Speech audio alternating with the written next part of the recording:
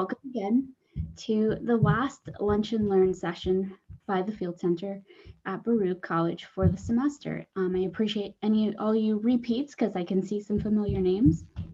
And for those of you who are new, the Center for Entrepreneurship at Baruch is a multifaceted division, and we offer a variety of services and programs that are all within the entrepreneurial ecosystem and servicing those of you that think entrepreneurially. We offer free workshops and seminars and prototyping programs, counseling, and so much more through SBDC, which is the Small Business Development Center, CUNY Startups, that offers hackathons and accelerator programs, and Maker Hub programs, which is primarily for our Baruch students, but we do have a prototyping program with them. So if you're interested about any of those programs, check out our website. There's a lot more information, and you could always talk to me too. We also offer our degree programs in entrepreneurship as well. Today's session is by Azeem Hussein, wonderful, dear person that I know. And he is one of the smartest people that I know. I'm so glad that he's here with us today. And his session is on process-driven businesses and how your business process is an algorithm. A lot of this is probably way over my head, but he's so great at breaking it down so you understand these concepts. And I hope you can take away a lot from today's session. A little bit about Azim, and he could tell you more about himself too. He's an entrepreneur and an engineer. Engineer first. He's an expert in 3D printing, biomedical engineering, and information and system architecture, but he also specializes and consults in entrepreneurial processes, including idea generation, prototyping, process creation, optimization, and automation. He actually did a session for us about automation, which you can still catch. It's on our website and archived. He has a lot of experience in bringing ideas to life. He has his own ventures in building e-commerce sites for on-demand 3D printed products, which led him to advanced features that reduced his risks and costs in operating a business. These are the experiences that brought him here. He's kind enough to share what he's learned and what he knows and what he can bring to the table for yourself in your entrepreneurial ventures. Thank you so much, Azim, for being here with us. I'm going to take down this share so you can take over. And please feel free to tell us a little bit more about yourself if you'd like to. All right, thank you. Thank you so much for that wonderful introduction, Marlene. Yes, I do a lot of coding and stuff like that, but at the end of the day, I'm just a normal person like you and I believe that any person can really do this stuff, and I am a firm believer in the unlimited nature of human potential. So with that being said, let me get you guys on this screen share.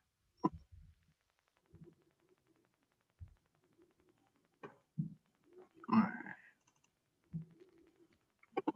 So we have process-driven businesses. Your business process is an algorithm.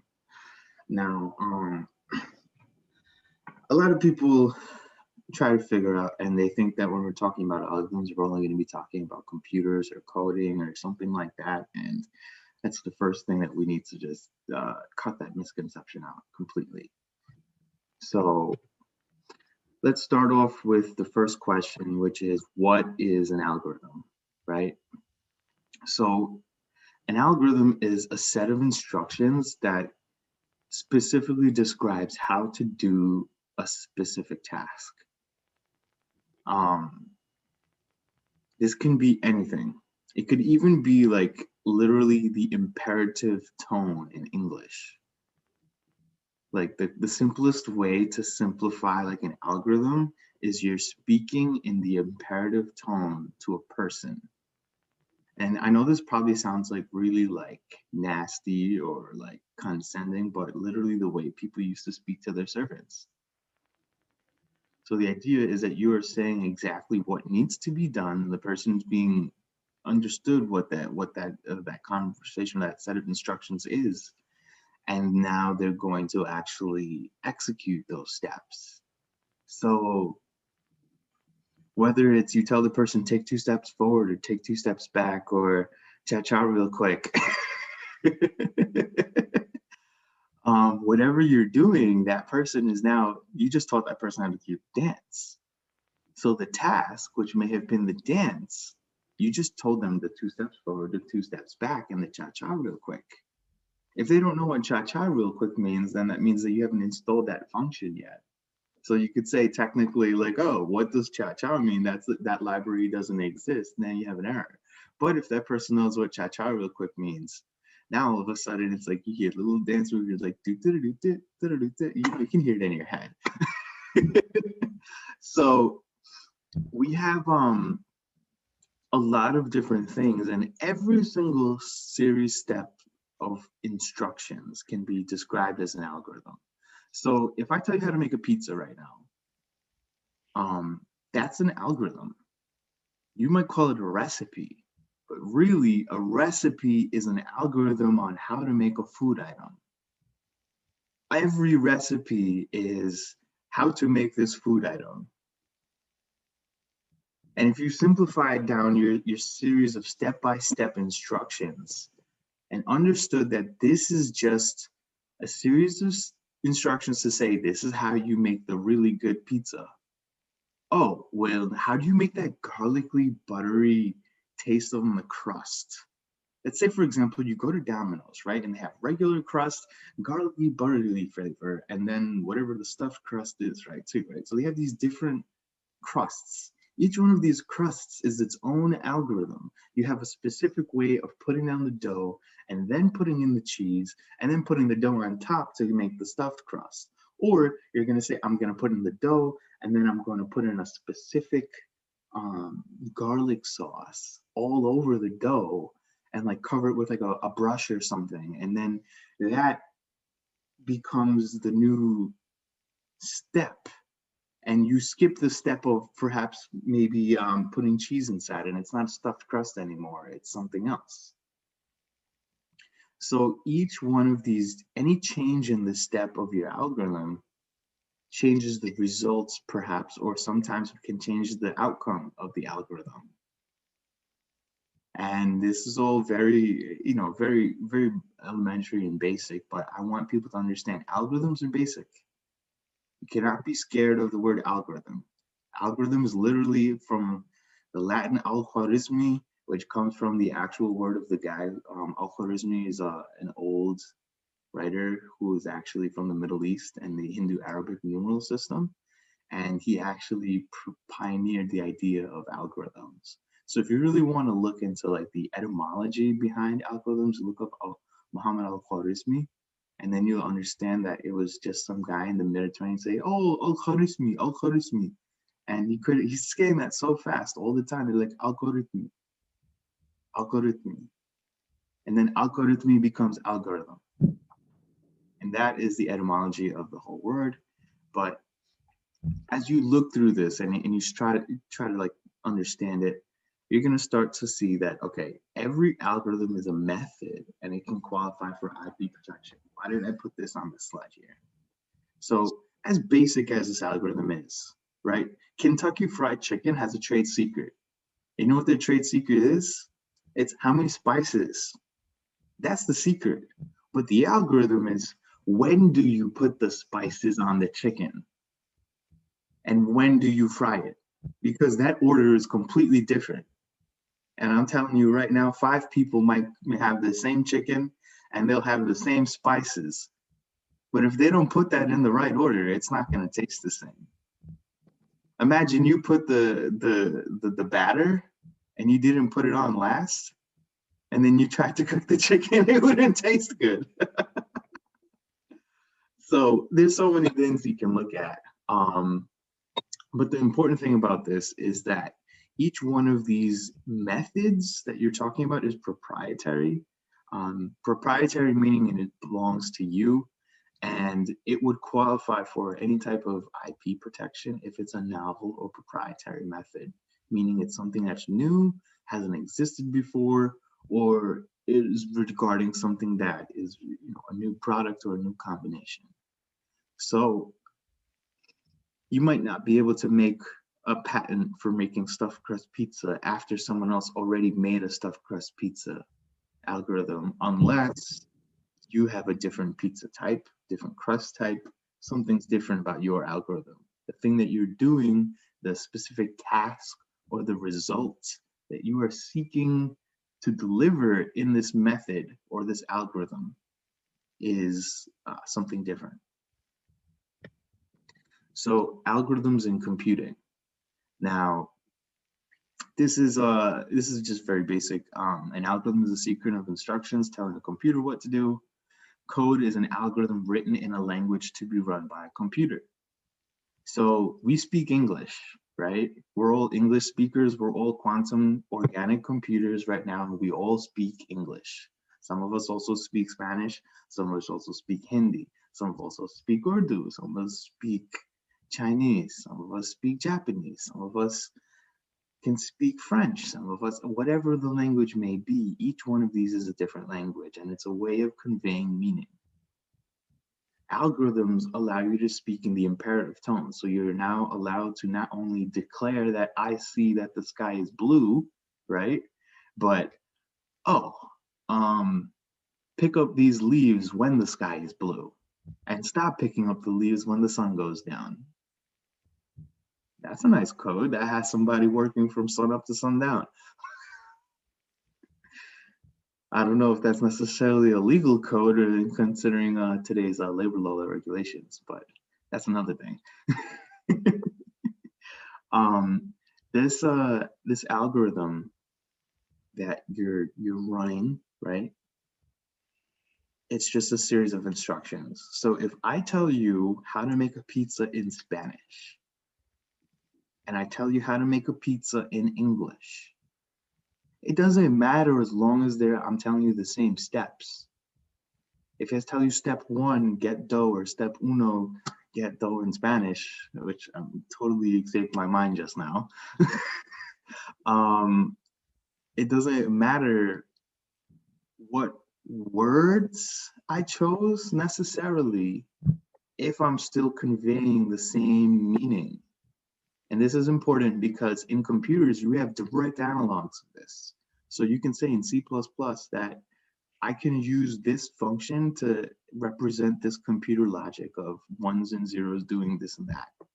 Now, let's say, for example, like you've read a library or something to access that C++. You can access it in Ruby, you can access it in Python, you can access it in Bash, Windows, Apple scripts, whatever the computers or languages that run on that computer.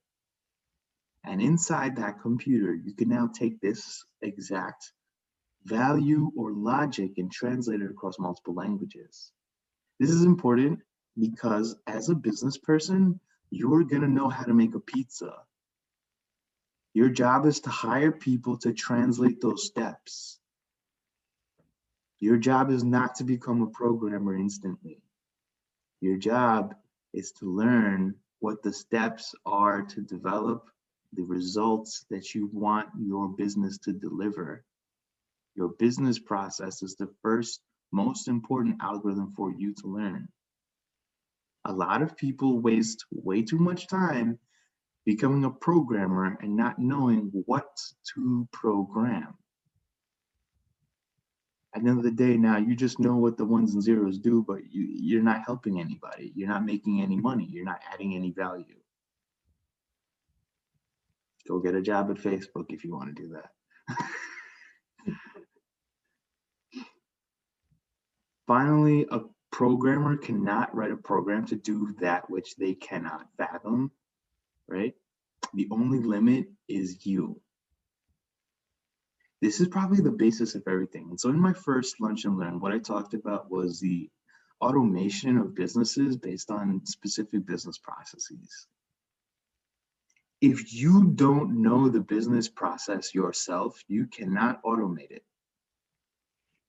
If you don't know how to make a pizza, how will you ever teach someone how to make a pizza?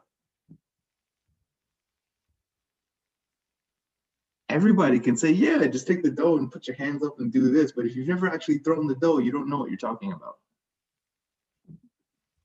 You don't have the experience. You have secondhand knowledge from someone else, but you do not have direct firsthand knowledge. You do not have any primary knowledge. You have no primary source of information. You have no experience. How many times have businesses won a contract with experience? So let's look at SBA, SBIR contracting. The United States government does this all the time. Who has more experience working in this particular field? If you have a PhD working on that bidding contract right now with 10 years of experience in doing blank, blank, blank, and the United States government, Uncle Sam, wants a contract to make exactly that, they're going with your guy who has 10 years experience over the other guy who's new. Both of you could have an SBIR registered company. Both of you could have everything else equal, but if you don't have the experience, it's not going to happen. Why do algorithms matter in experience? Because algorithms are literally a collection of wisdom. It's the collection of what worked during someone's experiences in such a predictable way that they could actually make a series of cases now to handle that. Like, okay, a good example would be a refuel system, right? So refueling is something that is important for all cars. Now, this algorithm is going to go away when electric cars go around. But for right now, it's relevant. So we still need to have, for example, somebody knowing how much gas did I pump after this guy squeezed the whatever, right? So that's an algorithm. And if you're a gas station owner, you got to make sure that, okay, whoever's running this machine or something, they're making that algorithm work appropriately. But as we said, the only limit is you. You can make any program. If you know how a fuel pump can pull gas out of the station and then go into someone else's car, and you say, okay, this rate of however much gasoline flowing through this pipe for this duration of time would correspond to this much output. So you'd say like, okay, like 1 liter a second or whatever the number is. And you say, okay, cool, however many seconds, however many liters, there you go. That's an algorithm. Now that would require you to know calculus. You'd have to know related rates. You'd have to have probably at least pass calculus too. You would have to know how to do a little bit of math there. But once you know that little bit of math, you can actually make a formula. And this is the beauty of algorithms, right?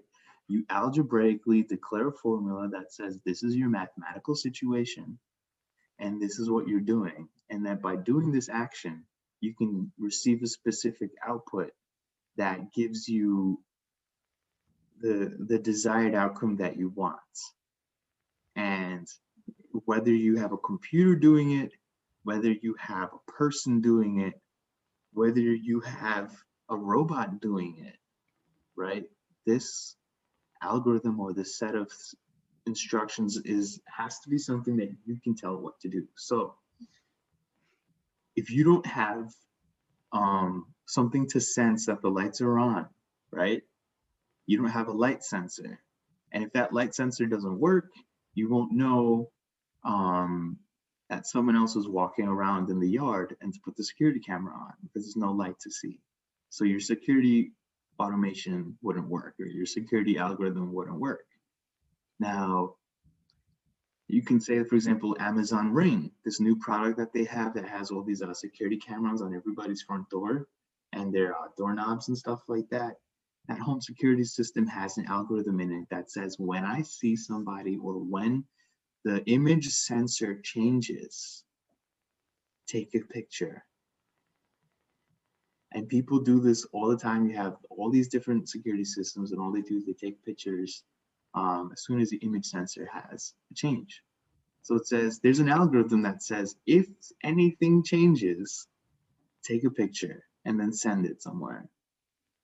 Or if this Big Mac is burning right now, beep on your McDonald's machine. Or if whatever condition is true, do something, right? So now let's talk about logic.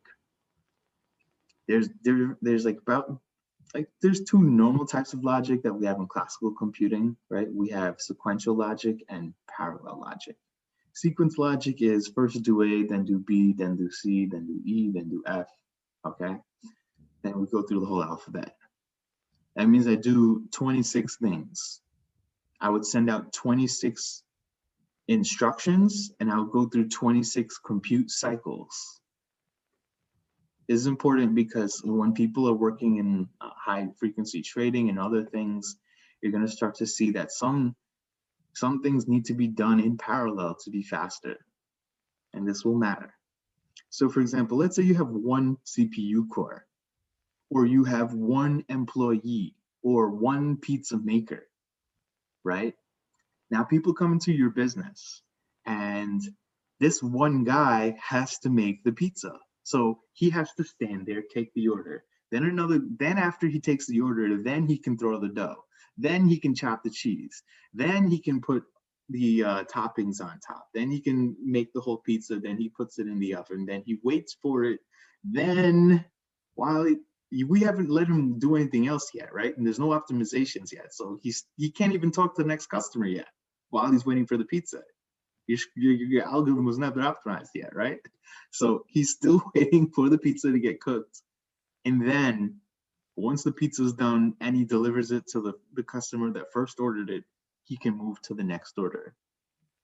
And this is known as FIFO, first in, first out. It's how the SEC has regulated commerce and Wall Street trading for the longest time. And it's actually how standard accounting laws and other, I guess you can say, regulated input types work.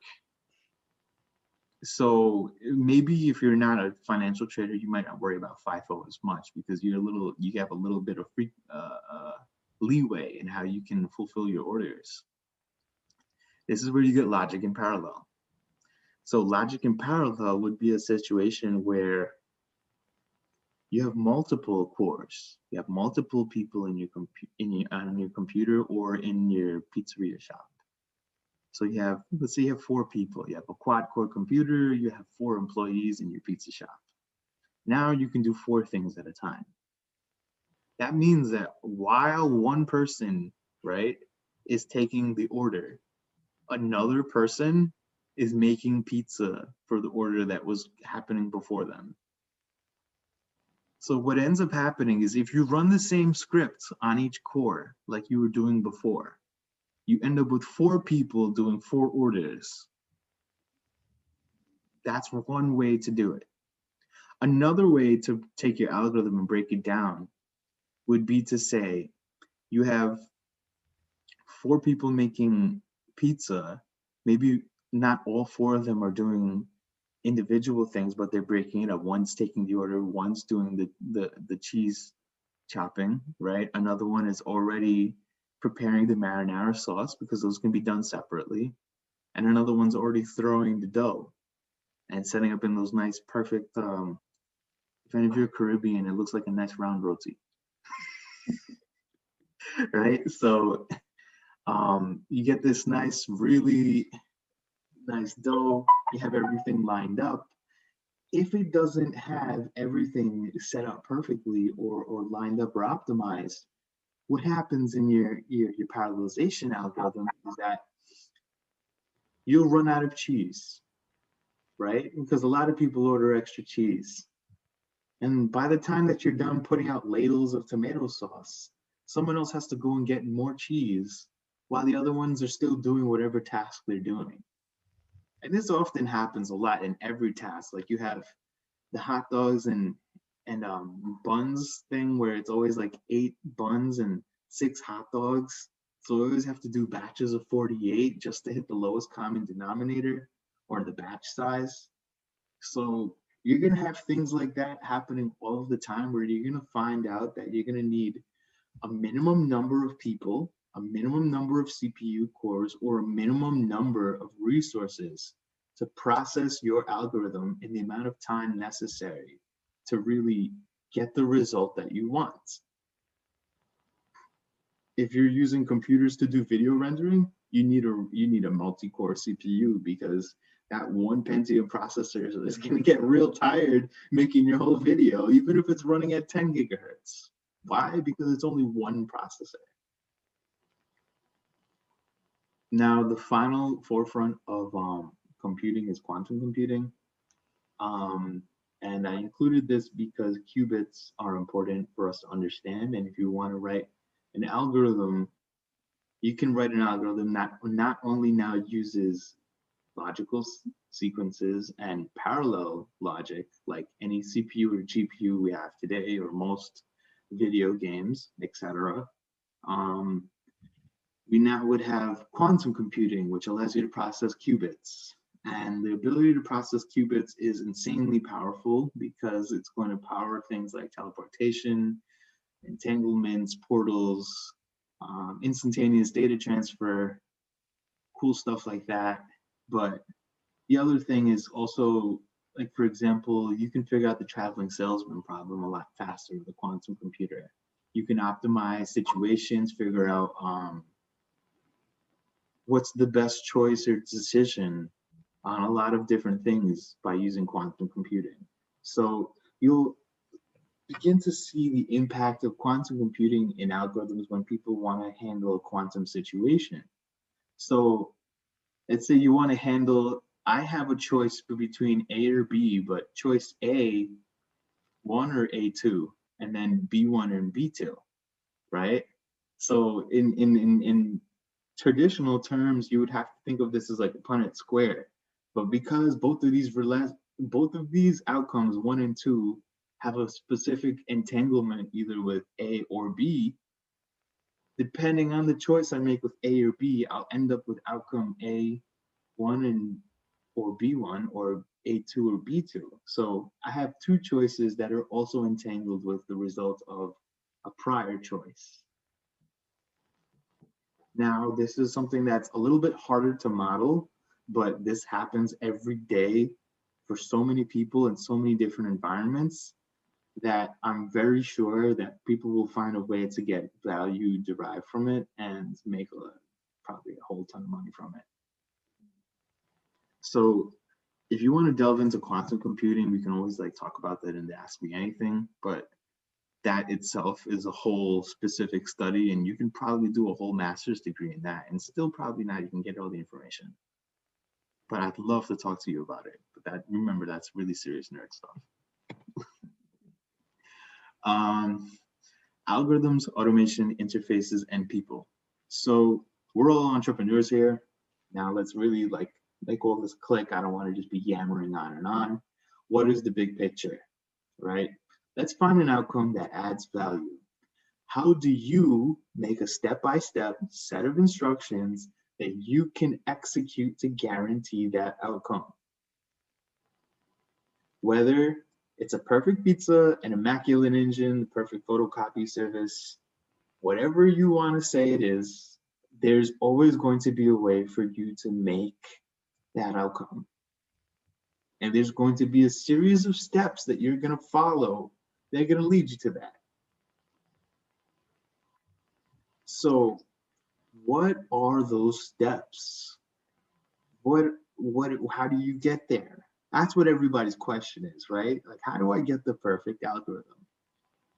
This is made usually by working backwards. So as a person who builds algorithms for a living, and literally like when I consult with other companies or I sit in with company, like what I'm helping them do is build their algorithm for their business process. Whether I'm building a brand, building a company, and building something really small or something really big, it always comes down to this one thing, which is what is the outcome you want to deliver? If you don't know what you want to deliver, there's no way I can work backwards to say this is going to deliver you that. A lot of people have worked in quality assurance. So quality assurance is probably the best way to do this. Say, for example, you want to deliver whistles, right? Like, okay, this morning I 3D printed an ocarina. Me and Marlene were joking about it before we had this whole thing, right? So ocarinas. How do I print an ocarina? I got a file, right? I had to make sure that it has all the right materials, it has all the right components added to it. Now, how do I make sure that this ocarina actually plays? I have to take it off the machine, clean it up, and play it. Put it in my mouth, put all the stuff, and blow into it, right? And I hear the note. Does the note sound on is it pitch perfect? Is it in key, right? Is it playing this exact vibration that it's supposed to play when someone blows into it?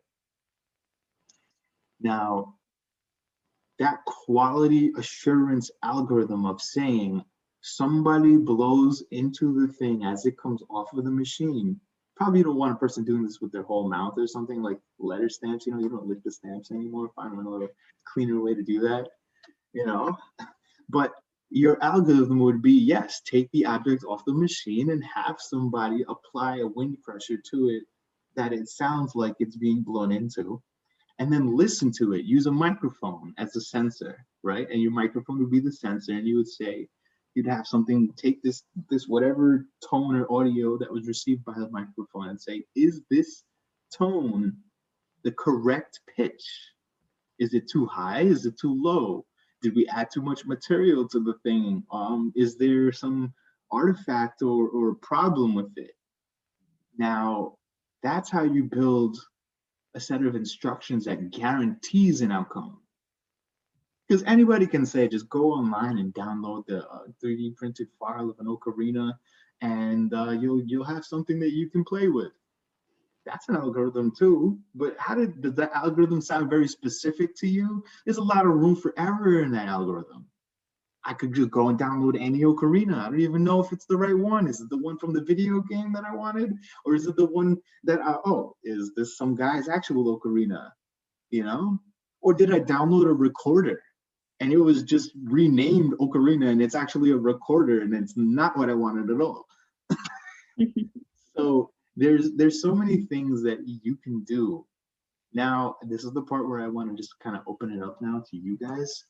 And I want you to kind of start asking me questions like, think about it like an algorithm or an outcome that you want to do, and we can start talking about how do you want to deliver that. So the chat is open, and if you're okay with being as part of the recording, you can definitely take yourself off mute for a small enough group. And I had a question actually, a little bit. Wondering whether you can use a qualitative measure as your final result to work backwards to make your algorithm, not necessarily a quality. Qualitative results can be derived, but it's harder to do with a computer. But qualitative results are definitively possible, but you need somebody who is able to evaluate qualitative results to determine that. So if you have somebody evaluating quality, then yeah, you can totally write an algorithm that says it has to meet this qualitative standard. So for example, qualitative standard, it has to be blue. Quantitative standard, it has to be the wavelength 505. Guess what? Blue is a spectrum. So it can be anything in that spectrum. It doesn't have to necessarily be that one color or wavelength. So you can have anything, the warmer side of the wavelength, the colder side of the wavelength, you know, the whole spectrum. Any questions? Any questions, anyone? Don't say anything in the chat, and you could definitely take yourself off mute if you'd like to. Just make sure chat is open. Unmute yourself if you need to. I have to say this one was a rougher one for me to understand this time. Sorry, this is a little it's a little lighter. It's just step-by-step instructions on how to do something. Yeah, and you actually do make it much simpler than most would make it. So I did understand a lot of it, and you always use great food references, which helps me a lot. Thank you. Yeah. Let's see. So is there anything else, I guess? Any other questions? Does anybody have like a business idea they were wondering how they would algorithmize it or make an algorithm of something? Because yeah, this is your chance to score that free consulting. That's true. This is what he does, guys. So your opportunity.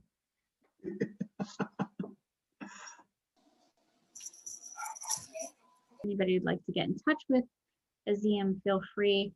Also, his LinkedIn is listed as well as part of the registration, so you can always find him that way too. And then you can see all the other cool stuff that he does, because he does some really cool stuff. Here's a question in the chat. I don't know how to go about getting an idea out of the idea phase. It seems like so much goes into trying the process. Do you have any advice? Trying the process is really the great filter. You're already doing the best thing that you can by trying the idea out, because the first thing that people tell you in entrepreneurship is to fail fast, right? Tell the idea if it's good or bad, and if it is good, then you'll know, and if it's not, it'll already have been wiped out. So definitely, the best thing that you can do though is to identify what is going to deliver your outcome, and then kind of build it from there. So like a lot of people want to try the process, but you have to really build like the first one, the first thing, the first whatever it is. If you're trying to make electric motorcycles, you have to build the first electric motorcycle. If you're trying to make fuel tanks, you have to build the first fuel tank. If you're trying to make the best pizza, you've got to make that pizza and eat it. You know, you can't just make the bike and not ride it. So all these things, it's always coming down to the test. So like you're saying, the test is always everything. The best thing you can do, like getting an idea out of the idea phase, is to start somewhere where you are with what you have. I wanted to start a 3D printing company that was going to do 3D printing metal for the longest time, but I didn't have millions of dollars to buy a metal 3D printer. So I had to start off as a 3D printing designer. And that's how I really got myself into other places, and building that forward. So the same idea, I would apply that there. Start with where you are with what you have. If you need specific like resources, try to do something that is less resource heavy in the beginning and then adds value. And then after you can get access to those resources, you can make test cases. The best, I guess, advice or business case scenario for you guys to do extra research on is look at how professional automotive companies do crash testing. So for example, one of these people I'm really cool, like really into, is like, this guy's name is Jim Clickenhouse of Scuderia Cameron Clickenhouse. They make exotic, really cool cars. So they're like the American Ferrari. And essentially, Glickenhaus is trying to bring a new car to market right now, and after they've made test cars, they have to make actual cars to do crash testing. And that's expensive, very expensive process, because you're talking about $1 million car that already is $1 million just to make, and now you have to crash a whole bunch of them. So it's like $10 million down the drain just to make sure that your $1 million car is safe, right? So you're gonna end up, if you're making chicken nuggets, please remember you're gonna end up making like 100 chicken nuggets. You're not just gonna make chicken nuggets for one on your first time. You're gonna make chicken nuggets a whole bunch, and you're gonna give them to a whole bunch of people, and they're all gonna test them. So that testing is very important, and I think that's everything. That's where all the data comes from. Like if you don't do the test and the product test and people don't like it, then it's never gonna sell. Anybody have any other questions for Azim? I have a question. When do you know when you've kind of exhausted all of your tests and tries? When do you abandon the algorithm and start new or fresh, or from the beginning? Every algorithm starts off with a thought or a process that you want to do. So the search is one thing, but the algorithm is something else. So building an algorithm is its own process. When you know that you found something when it hits all of your quality, you know, and all the qualities you're looking for, and it'll satisfy your customer. Really, I think like the only way to achieve a successful algorithm in business using these types of parameters that we've discussed is to have customer satisfaction. If your customer's not happy, it doesn't matter what you do, what you say. Same thing with marriage, honestly. Happy wife, happy life, right? No, that's a good way to put it. Your customer feedback, any sort of service quality measures that you have in place kind of tells you whether you need to go back and adjust somewhere down your operation process, as opposed to abandon it fully or just you're doing something right. So you have to really take your customer service feedback seriously. Yeah.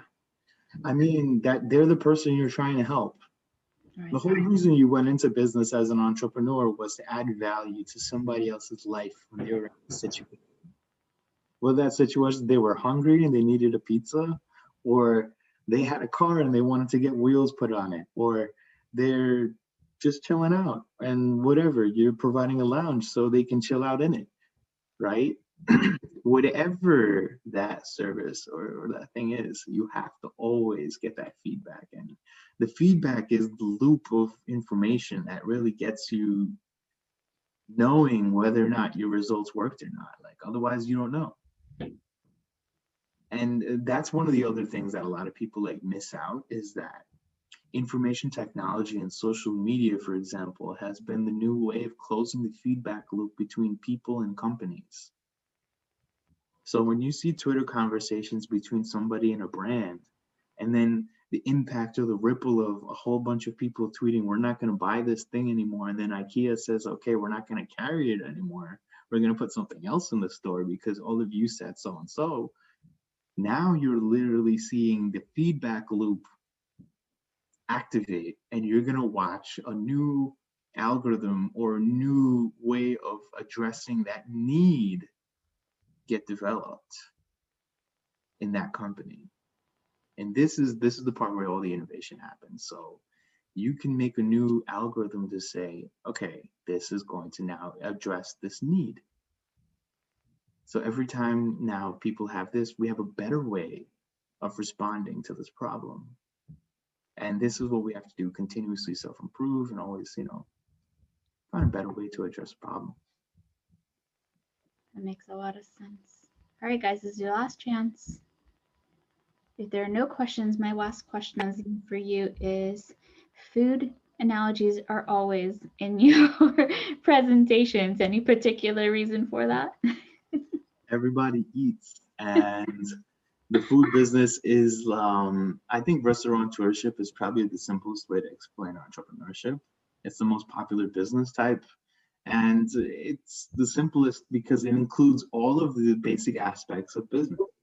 You have, needing to buy ingredients, needing to get capital or resources, right? Proprietary information. It could be a recipe, it could be a proprietary method, it could be the way that you make it, it could be the trade secrets of the ingredients themselves. So every single thing that you've ever seen in like a typical business can be handled by a food business. So I like the analogy. I love that. That's actually a really great way to end this. If you want to really rethink something and simplify it, think about it in terms of how to be a restaurant owner. I like that. That was really good. So we don't have any more questions. Thank you so much for this presentation today. As usual, you definitely know how to break it down and explain it to those of us, especially people like me who just goes over our head. But I feel like I know a little bit more about something I thought that was really scary. And that's the truth. I thought it was a really scary topic. So everyone, thank you so much for being with us today. Azim, thank you again. Everybody, you'll get an email with the recording once it's edited and with the slides as well. Azim's email is right there, azim.hussein@gmail.com. He is open to taking questions. And of course, he's a consultant. So if your business needs someone within his expertise, he is probably available if you like to chat with him about that. So thank you so much, everyone. And Azim, thanks again. Everyone, we will restart our Lunch and Learns in February. The list will be out probably in the next few weeks, but we are done with the semester. Thank you again, everyone, so much.